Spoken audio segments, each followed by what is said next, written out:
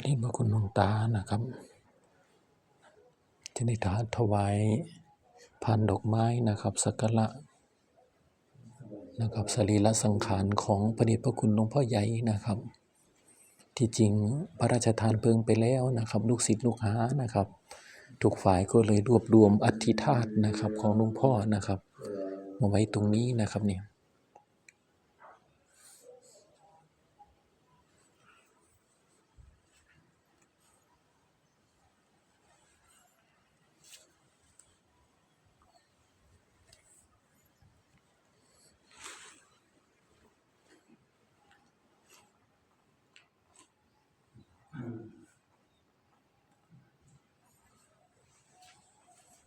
มันธรรมยังบุริสะภะคะวะโตปุปภะคะนะมะตังกะโร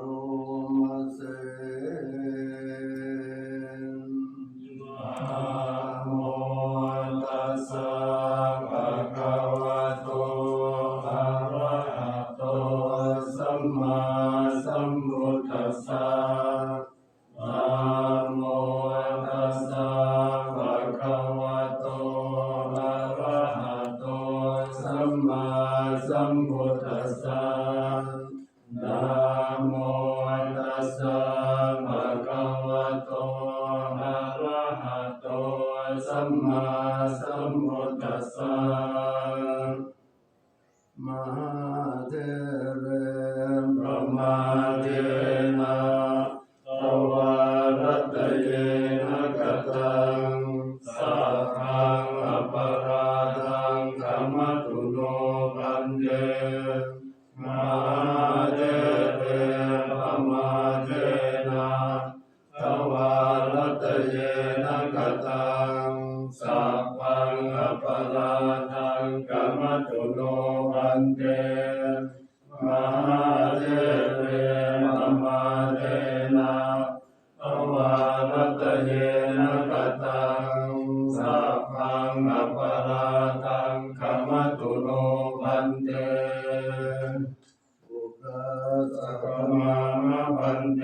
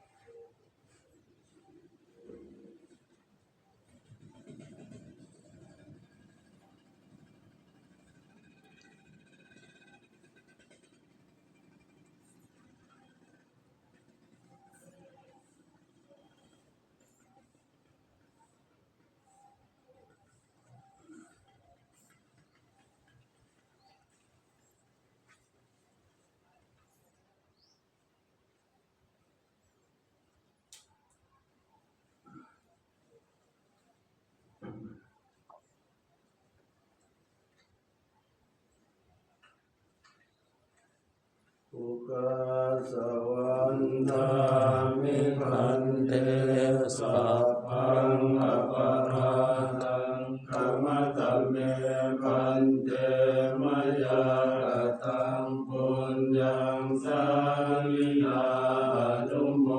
ทิตาพังสาริยากตังปุญญาไมหังคาตพังสาธุสาธุสาธุอนุโมทนามิ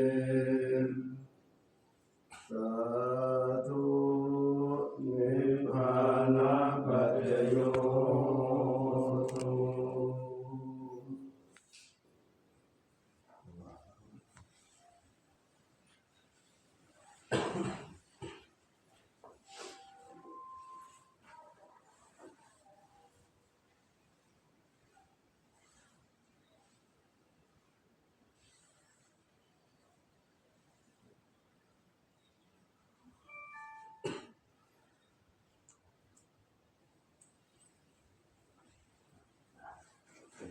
เนาะ